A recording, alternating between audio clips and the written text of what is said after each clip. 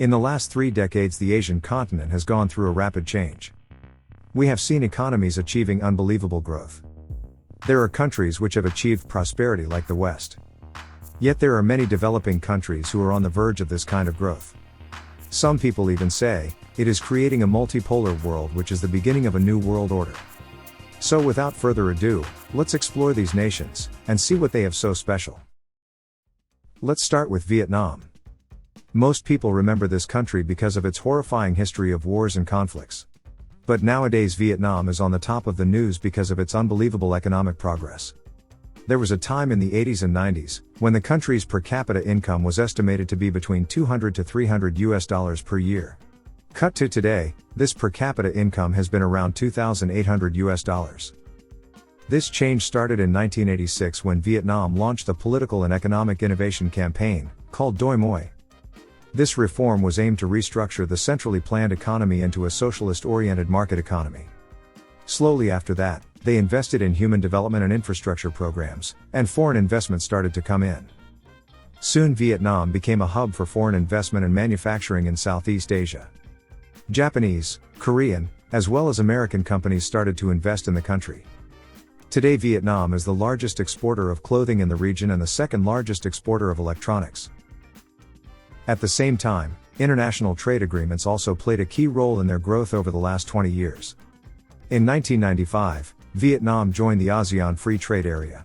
In 2000, they signed a FTA with the US, and in 2007 they joined the World Trade Organization. Also, trade agreements with China, India, Japan, and Korea, and just last year, the amended Trans-Pacific Partnership which went into effect, is helping the country to climb up in the value chain of the world economy.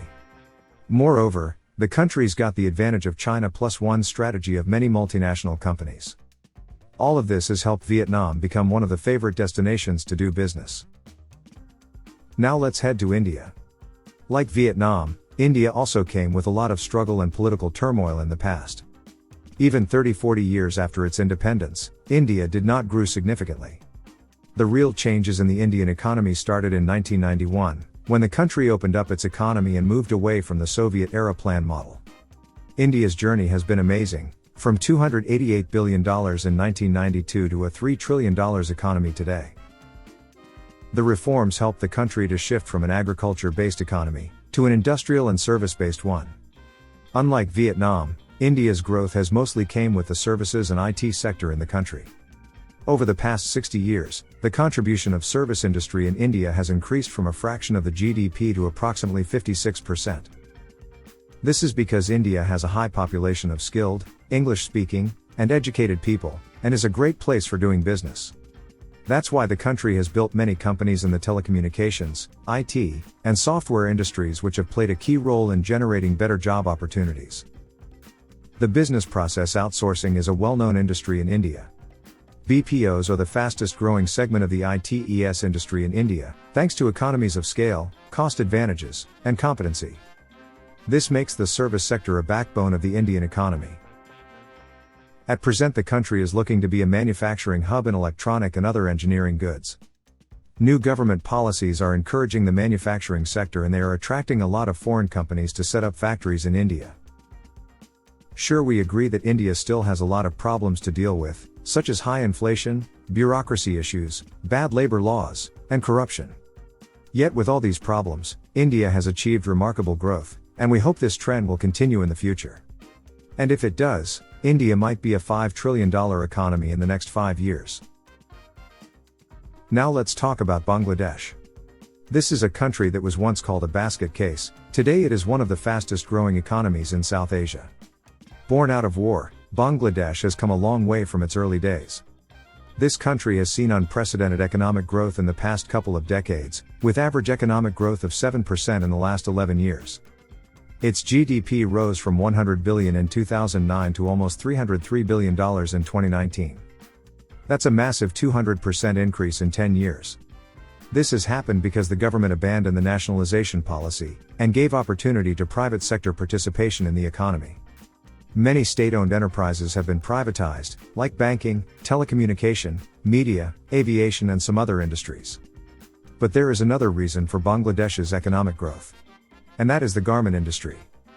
Their garment industry has grown massively in recent times. Bangladesh has become the second largest manufacturer of the ready-made garments. Garment exports account for 84% of their total exports. One of the reasons Bangladesh has been successful in capitalizing on the garment industry is the huge labor force of the country.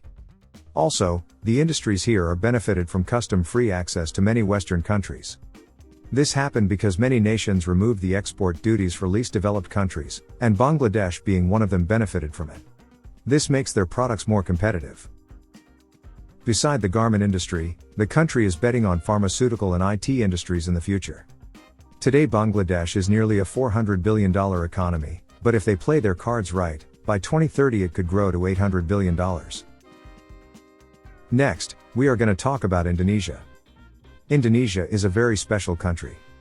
You see, there is a trend in many developing nations, most of them follow a typical path for their economic development. They transform from an agriculture-based economy to an industrial and service-based economy. But this was not the case with Indonesia.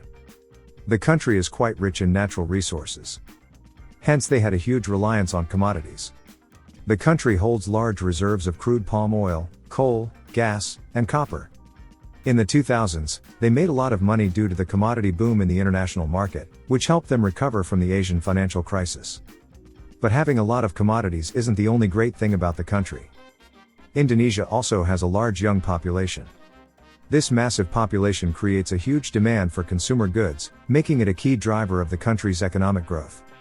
It is estimated that by 2030, Indonesia will have 135 million consumers.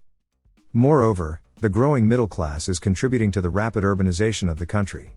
This also helped Indonesia's large industrial and service sector growth. This growth in other sectors is helping them to reduce their dependence on commodity exports, which is essential for a growing nation. It is estimated that by 2030 Indonesia could be the largest economy in Asia after China and India.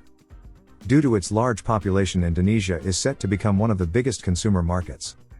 Indonesia's working class population is becoming the backbone of the country's economy. Now we know, you might be thinking there are many other significant economies in the Asian region, then why we choose these four? Well, here you have to understand all these countries are in their developing stage, and as we have seen in the video, they really show the potential.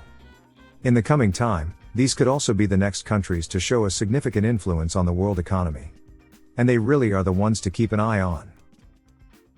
So, what do you think about this video? Tell us in the comments below.